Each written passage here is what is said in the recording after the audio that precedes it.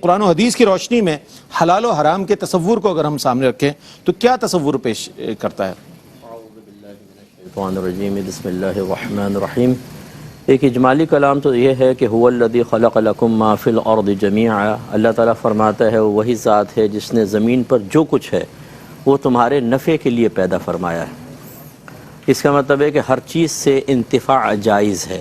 اچھا، اب یقینی سی بات ہے اس میں تو پھر حرام چیزیں بھی شامل ہوئیں، اس آیت کی وسعت میں تو سبھی شامل نظر آتے ہیں، لیکن دوسرے مقام پہ ارشاد فرمایا کہ یسألونک ماذا احل لہم، اے حبیبی آپ سے سوال کرتے ہیں کہ ان کے لیے کیا چیز حلال ہے۔ قل احل لکم الطیبات، فرمایا کہ آپ فرما دیجئے کہ تمہارے لیے طیب چیزیں، پاکیزہ چیزیں حلال کر دی گئی ہیں۔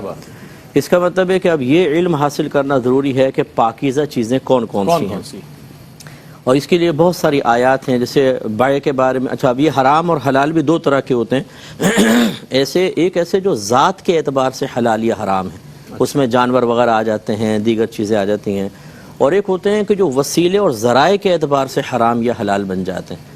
فی نفسی چیز حلال ہوتی ہے، ایک کھانا ہے حلال ہے، لیکن آپ حرام پیسے سے اس کو حاصل کرتے ہیں یا چوری کر کے حاصل کر لیتے ہیں۔ اب وہ کھانا تو طیب حلال تھا، لیکن آپ کے ذریعے کی وجہ سے اس میں حرمت سرایت کرے گی۔ تو اسے دونوں طرح کے علوم حاصل کرنا بہت ضروری ہوتا ہے۔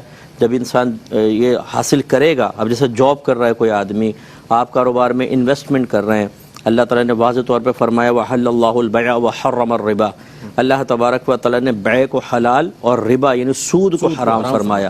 اب یہ سود، ربا ویسے کہتے ہیں مطلقاً زیادتی کو۔ اچھا، اب یہاں کون سی زیادتی مراد ہے؟ جبکہ بیع سے بھی زیادتی ہی مقصود ہوتی ہے، ہم نفع حاصل کرنا چاہتے ہیں اور نفع ایک زیادتی ہے، تو اس کا مطلب ہے یہاں مقصود زیادتی ہے۔